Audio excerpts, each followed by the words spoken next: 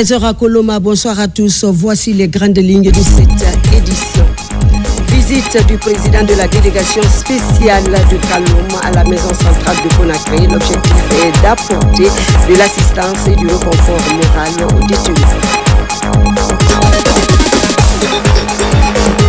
Et puis nous parlerons également dans ce journal des compétences des femmes guinéennes qui seront bientôt récompensées à leur juste valeur. Un programme appelé Compédium qui vient d'être validé par les autorités du pays. Et enfin, nous parlerons aussi du lancement à Boké de la campagne nationale de lutte contre la rougeole. Plusieurs enfants de 0 à 59 mois seront vaccinés.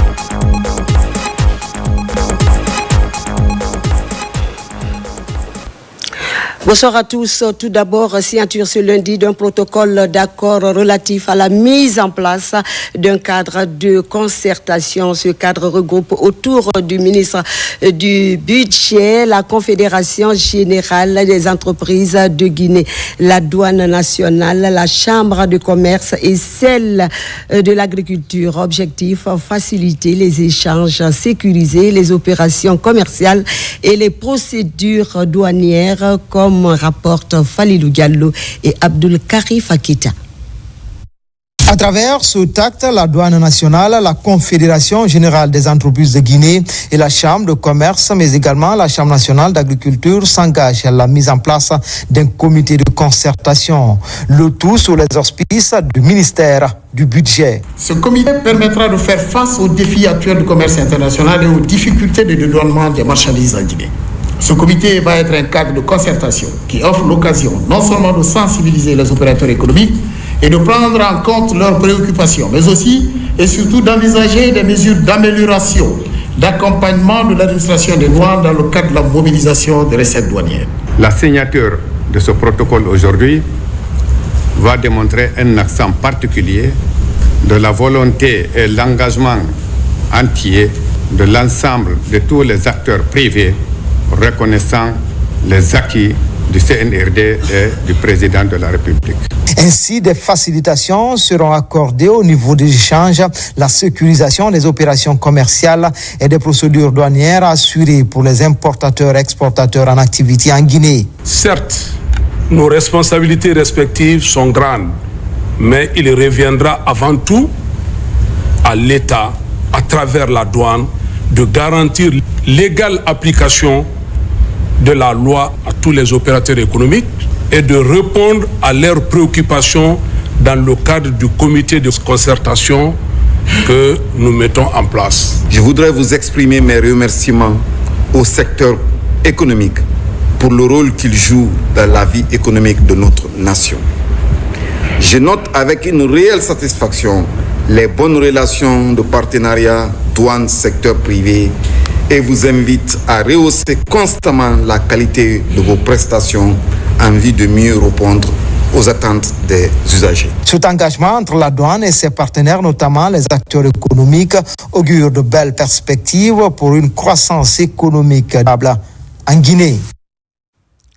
Je le disais en titre, le président de la délégation spéciale de Kalom était ce week-end à la maison centrale de Conakry. Objectif, apporter de l'assistance et du réconfort moral aux détenus. Une démarche hautement appréciée par les bénéficiaires et par l'administration pénitentiaire. Le point avec Alpha Camara et Lancé Kamisoko. Suivez. En termes de logement, ce serait le dernier endroit que l'on aurait choisi pour un séjour. Pourtant, plusieurs centaines de nos compatriotes y vivent pour des raisons diverses. En cette période de pénitence, les populations carcérales de la maison centrale de Conakry reçoivent la visite du président de la délégation spéciale de Kaloum. Menu des vivres et non-vivres, Bangali Ayas Bangoura vient remonter le moral des Guinéens en conflit avec la loi. Nous venons à rencontrer une partie de notre population. La population carcérale fait partie de la population de Kaloum. Donc quand il est le moment, nous profitons aussi de venir les dire que nous sommes de cœur de penser avec eux. Et malgré la situation particulière, il faut poser des actes pour les rassurer. Ce geste s'inscrit dans une démarche plus large de sensibilisation des populations sur le respect des droits des détenus en République de Guinée. L'acte est hautement salué par l'administration pénitentiaire.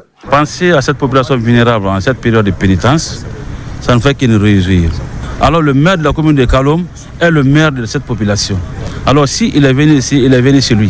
On ne fait que lui dire merci et nous mettons davantage à sa disposition pour tout ce qu'il est en train de faire pour le bien-être de cette population. Monsieur le Président de la délégation, c'est ça, a décidé pour dire que vraiment c'est sa population.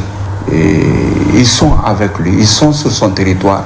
Il a de son devoir pour pouvoir les accompagner.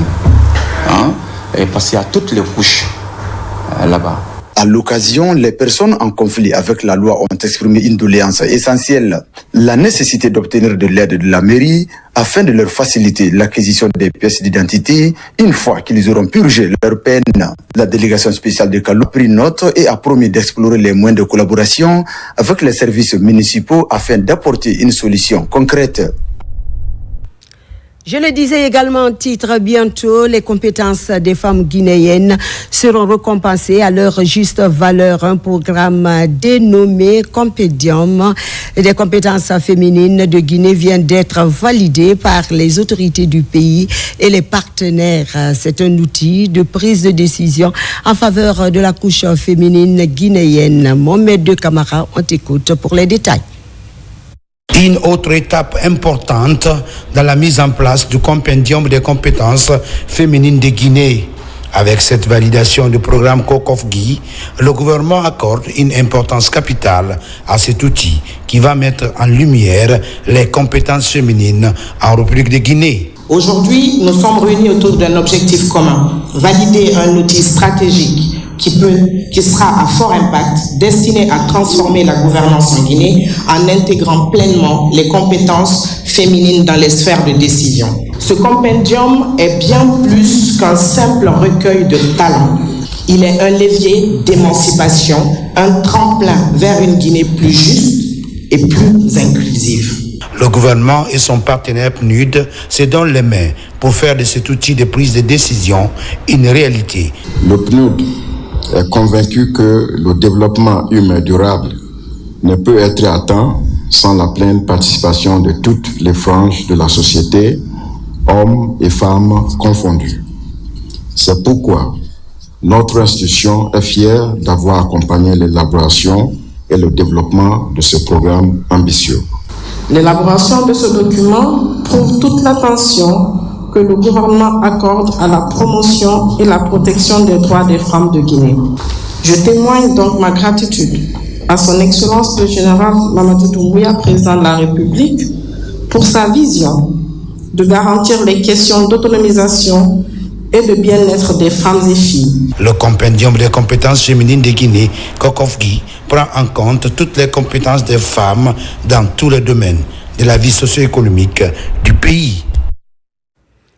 Actualité oblige, suivons à présent les échos de la célébration du mois de la femme dans nos représentations diplomatiques au Qatar, où la fête a donné lieu à un échange entre le personnel de la chancellerie et des citoyens. Des ambassadeurs de pays frères ont été conviés à ces discussions. Ils ont animé des panels pour partager les expériences de leurs pays respectifs en matière de respect des droits des femmes, comme dit Makemedozo dans ce reportage. Le ton a été donné par l'ambassadeur extraordinaire et plénipotentiaire de la République de Guinée, Thiernosso, a rappelé à l'auditoire les réformes engagées par le chef de l'État, le général Mamadi Doumbouya, pour le respect et la promotion des droits des femmes. Aujourd'hui en Guinée et à la tête de plusieurs missions diplomatiques, les femmes occupent les postes de responsabilité les plus élevés. Je voudrais saisir cette opportunité pour saluer l'engagement indéfectible de son Excellence le général Mamadi Doumbouya, président de la République, chef de l'État, à promouvoir les droits des femmes et soutenir leur autonomisation et leur participation dans la gestion des affaires de l'État. À titre d'exemple, les récentes nominations de chefs de cabinet des départements ministériels où 42% sont des femmes. Un exposé sur les conditions enviables des femmes guinéennes en présence de plusieurs invités. Les ambassadeurs des pays comme le Mali ou encore l'Angola et la République centrafricaine marquent leur admiration. J'avoue que c'est une belle initiative à encourager et à féliciter. Et si les autres pouvaient emboîter le pas pour faire de la même chose. Et c'est vraiment espace d'échange qui concerne l'émancipation des femmes, le rôle de la culture sur l'émancipation des femmes. Restons collés à nos valeurs, mettons nos valeurs en exergue, profitons de nos valeurs qui sont très très riches en Afrique comme partout dans le monde. Ainsi, nous pouvons atteindre les objectifs du millénaire à l'endroit des femmes. Au Qatar, ce n'est pas une journée, mais tout un mois que l'ambassade consacre à la fête de la femme. D'autres rencontres sont prévues conformément aux recommandations du ministre des Affaires étrangères, Dr Maurice Sanda Kouyaté, pour améliorer les rapports entre la chancellerie et les Guinéennes vivant dans ce pays. L'ambassade de Guinée en Italie a également célébré le 8 mars, journée internationale des droits des femmes. Les activités ont été marquées par la lecture du Saint-Coran et des communications sur les différentes initiatives remarquables du président de la République en faveur de l'émancipation de la femme guinéenne. N'est-ce pas, Amadou Touré commente les images de Mohamed Souma. C'est à travers la lecture du Saint-Coran que la communauté guinéenne établie en Italie a célébré ce 8 mars, journée internationale des droits des femmes. Une initiative du personnel diplomatique sous l'égide de Madame l'ambassadeur Aminata Kobele Keita qui salue les différentes initiatives du président de la République en faveur de l'émancipation de la femme guinéenne.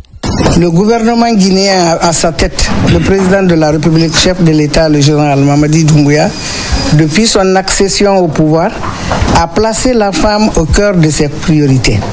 Cela a eu égard à son histoire depuis la lutte pour l'indépendance jusqu'à nos jours.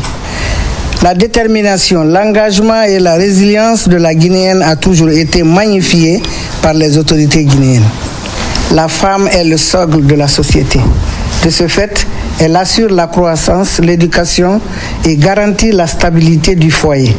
La célébration du 8 mars ici à Rome est aussi une occasion de communion entre ces Guinéens qui affichent une unité autour d'un idéal de paix et de prospérité entre les Guinéens à travers le monde. Quand on dit la fête de la femme, c'est pas seulement se rencontrer, rire, manger et tout ça là. C'est surtout la capacité de la femme, l'importance de la femme dans le milieu guinéen, je peux dire. Et que cette fête-là nous stimule et nous aide à aller de l'avant, vraiment.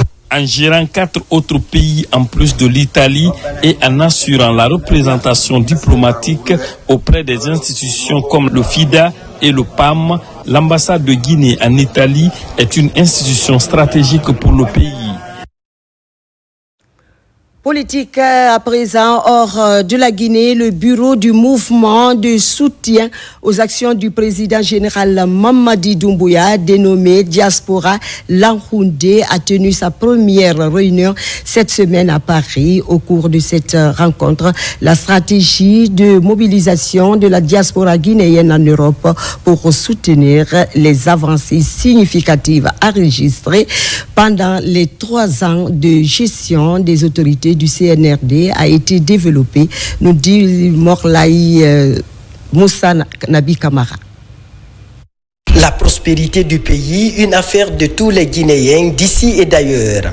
Réunis en association, les membres du mouvement Diaspora Lanhoundé de France se retrouvent pour échanger sur la situation politique, économique et culturelle de leur pays. Face aux multiples initiatives de développement entamées par le président général Mamadi Doumbouya, les Guinéens résidant en France se retrouvent pour mettre en place un mouvement de soutien. On a mis en place une stratégie de mobilisation généralisée.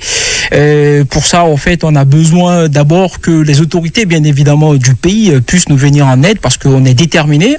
Nous, la diaspora, bien évidemment, on ne veut plus être à la marge de la situation. Et donc, sur ce point, nous aimerons être un vrai acteur, participer, accompagner le général Mamadi Doumbouya, justement, parce que c'est l'homme qu'il faut aujourd'hui, il faut se dire la vérité. Et nous avons un président de la République qui aujourd'hui est soucieux de la nation, est soucieux pour le développement du pays, et nous sommes dans cette optique.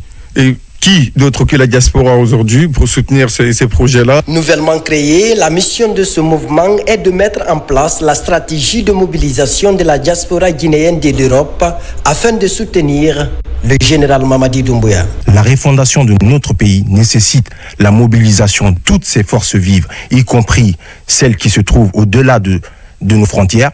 Nous croyons fermement que les projets initiés par le président de la République sont des leviers essentiels pour bâtir un avenir meilleur. Pour atteindre les objectifs de leur ambition, les membres du mouvement Diaspora Langoundé comptent aller dans d'autres grandes villes de l'Europe afin de regrouper les ressortissants guinéens pour le soutien des projets et programmes de refondation amorcés par les autorités du CNRD.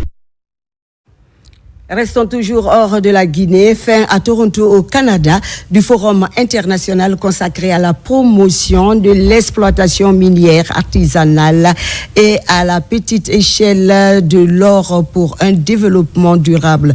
Ce rendez-vous a permis à la délégation du ministère des Mines et de la Géologie de promouvoir les richesses minérales de la Guinée sur la scène internationale à travers des rencontres et des expositions. La délégation a attiré les investisseurs axés sur le développement durable et la responsabilité sociale des entreprises du Canada. Notre envoyé spécial Saint-Martin, Francine Andulo, nous t'écoutons. Le stand de la Guinée au Forum international des mines de Toronto a été un succès, tant en termes de fréquentation que d'engagement avec les investisseurs. Les rencontres B2B ont ouvert des perspectives prometteuses pour l'avenir du secteur minier guinéen. Des brochures et des documents d'information ont été distribués, fournissant ainsi des données sur les opportunités et les défis du secteur minier guinéen. C'est l'Afrique qui a beaucoup de minéraux. Beaucoup. Dans votre pays, Guinée, et les voisins. Visitez votre pays. Je ne suis jamais allé en Afrique. La collaboration continue entre la Guinée et les investisseurs internationaux pourrait renforcer la position du pays en tant que leader de l'industrie minière en Afrique. À l'hôtel Toronto X, où était logée la délégation guinéenne, les investisseurs se succèdent. Ils expriment un intérêt pour des projets de développement durable et d'innovation technologique, ainsi que de renforcement des capacités des acteurs dans l'exploitation minière de la Guinée. L'objectif d'Untime Resources est de développer une mine industrielle en Guinée. On constate qu'il y a un fort potentiel dans l'orifère et c'est ce qui nous anime pour développer un projet qui soit porteur pour la Guinée. Et Untime Resources veut développer l'or, c'est là qu'est son expertise. Et donc c'est sur ce minerai qu'on veut focaliser nos efforts au cours des prochaines années. Des présentations sur les ressources minières de la Guinée ont été réalisées, mettant en avant les projets en cours et les incitations fiscales pour les investisseurs. La délégation guinéenne quitte Toronto avec l'espoir d'avoir accompli des prouesses. Les retours positifs ont été recueillis sur la transparence et la volonté des autorités guinéennes d'attirer les investissements étrangers. Merci à Martin. Retour à Conakry. Joséphine Kouevogui fait partie des braves femmes qui font bouger le pays à travers leurs activités éducatives. Malentendante, suite à une maladie, elle est institutrice de profession et enseignante à l'école des sourds-muets de Boulou-Biné, mais aussi traductrice en langue des signes depuis plusieurs années. Joséphine Kouevogui fait de son handicap une force pour contribuer à l'émancipation de la couche vulnérable. Marwan Kamara et Yaya Silla. Malentendante, suite à une maladie, Joséphine Kouevogui est institutrice de profession. Diplômée de l'école normale des institutrices Eni Dekteminetaï dans la commune de Kaloum. Mère de 2 enfants, Joséphine est veuve et l'aînée de sa famille. J'ai fait 2 fois le bac, je n'ai pas pu l'avoir. Et finalement, je me suis orientée vers l'ENI, l'école normale des instituteurs. Après ça, j'ai commencé à faire le stage à cause de mon handicap. Je suis allée à l'école, j'apprends en langue des signes. Je suis restée là-bas m'ont engagé comme contractuel temporaire. Après mon engagement, en 2005, j'ai commencé à travailler à l'école des sourds-muets. Actuellement, je suis veuve. J'ai 2 enfants, une fille et un garçon. Ma première a fini, mais elle traîne dans les rues par manque d'emploi. C'est elle qui est là. Le deuxième aussi prépare le bac. Je n'ai pas de grand frère, je n'ai pas de grande soeur. Donc toute la charge repose sur moi seul. Interprète en langue des signes du Conseil des ministres et des discours du président de la République sur les écrans de la RTG depuis plusieurs années, Joséphine Koivogi est spécialiste de cette discipline. Un métier peu connu mais qui permet aux personnes malentendantes d'être au même niveau d'information. Je ne suis pas né sourde. Et dans ma famille aussi, il n'y a pas de sourde. En 92, je suis devenu sourde par suite d'une terrible maladie. C'est ainsi que j'ai accepté d'apprendre la langue des signes, ça aussi malgré moi. Sinon, mon ambition était de faire le droit, c'est ce que j'avais opté faire. Donc j'ai accepté ce que je ne voulais pas, l'enseignement. Parce que le travail est dur, surtout à l'enseignement avec les sourds. Le travail est très difficile, mais l'information étant un droit pour nous, nous avons défendu cela en nous portant volontaires auprès de la RTG pour diffuser les informations en langue des signes. Après ça, pour la DCI, ça c'est l'initiative de Monsieur le Président de la République, Excellence Mamadou Doumbouya. C'est lui parce que lui a montré qu'il aime les handicapés. Vous voyez même la preuve, il y a des handicapés maintenant au CNT. C'est la première fois aussi dans l'histoire. Donc nous, on était même surpris parce qu'on n'a jamais travaillé directement avec les présidents. Joséphine fait de son handicap une force. Elle est enseignante à l'école des sourds-muets de Boulbinet et habite au quartier Dixine. Cette dame d'une 50aine d'années éprouve des difficultés à rejoindre son lieu de service à Kaloum. La cause, un problème de communication entre Joséphine et les chauffeurs de taxi. Après plus d'1 heure à la plaque, elle finit par rejoindre son lieu de service où elle enseigne aux enfants sourds pour leur insertion au sein de la société. Matin, je me réveille à temps. Quand je viens, je peux faire 2 heures de temps parfois à la plaque. Pourquoi? Mon problème d'handicap.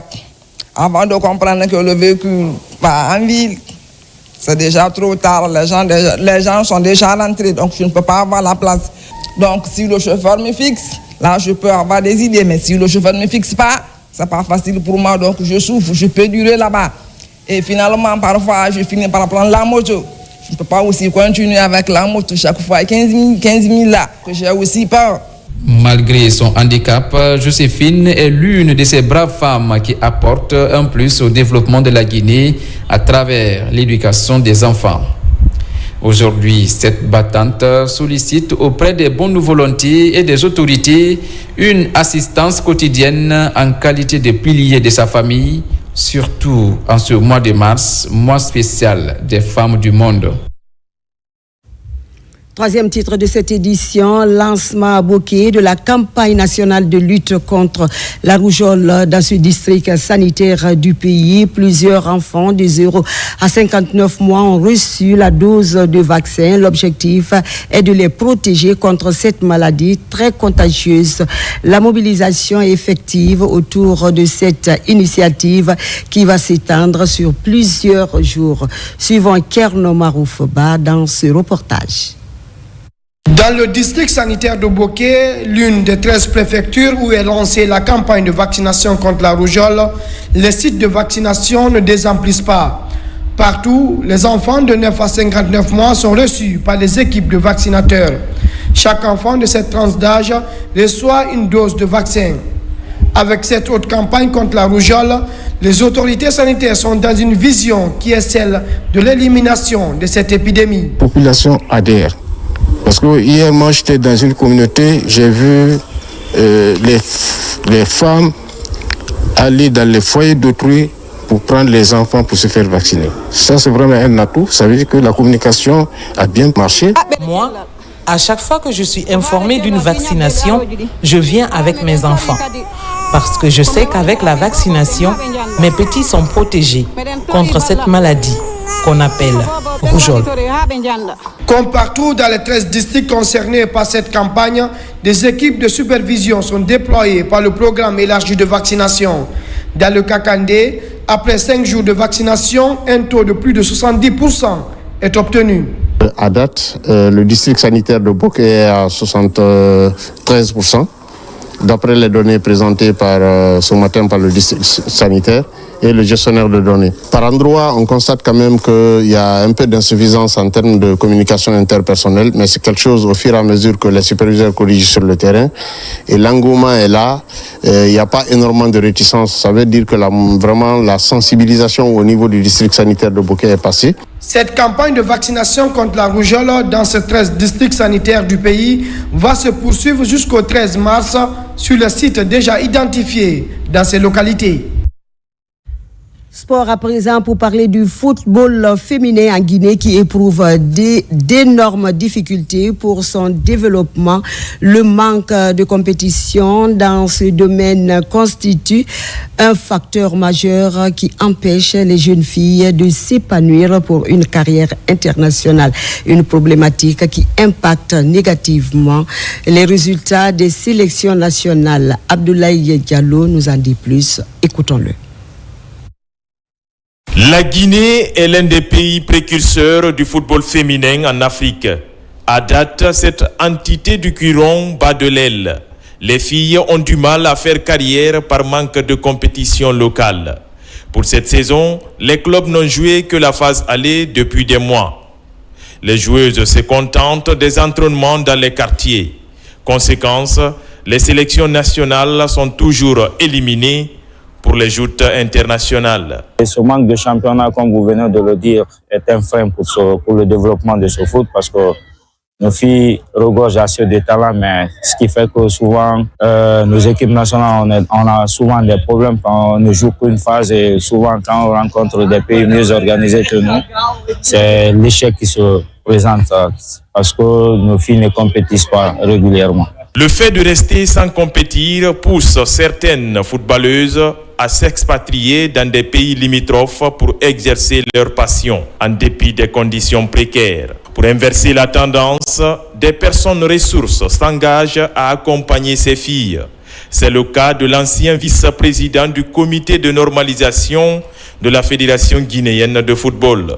Sega Diallo soutient désormais l'AS Bolonta, créée en 1996. Ces pensionnaires alternent le football avec les études ou des métiers de leur choix. Dans quelques années, on espère pouvoir sortir des internationales, mais aussi des diplômés en informatique, en coiffure, dans différents métiers. Donc voilà, on essaie de faire en sorte que leur passion du football ne puisse pas les empêcher de développer leur avenir à côté. Le football, je l'ai choisi depuis à l'enfance. J'ai déjà fini les études. J'ai fini l'année passée. Donc, du coup, j'ai accompagné le football avec les études. En fait, je ne les ai pas abandonnées. Je vais être professionnelle, je vais jouer dans des grands clubs.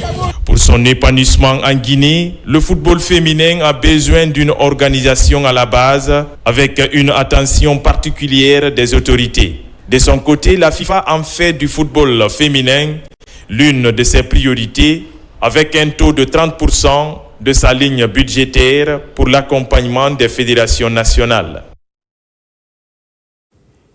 Et voilà qui met fin à cette édition d'information. Elle a été réalisée pour vous par Marie-Angélique Bangoura sous l'œil vigilant de l'équipe technique du jour. Merci de votre fidélité. Je vous retrouve à 17h, Inch'Allah, pour d'autres infos. Excellente suite de programme à vous et bonsoir chez vous.